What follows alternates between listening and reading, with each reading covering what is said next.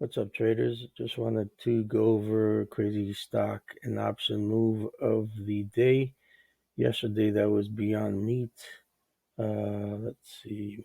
Looks like Monday opened up about 140, closed about 160, and then gapped up the next day at 220. So if we look at the options that matched that, let's see.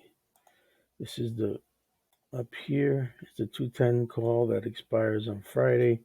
You could have bought it at $15 and sold it at $2,200. So that's about a 14,566% gain. So more realistically, you probably could have bought it around $50, which is how that option closed. And you probably could have gotten out around $1,700 for still a 3,000% gain.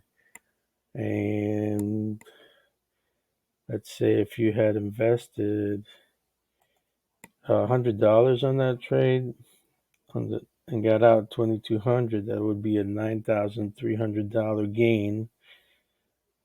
Once again, for a 14,566% gain, or roughly 145 times your money.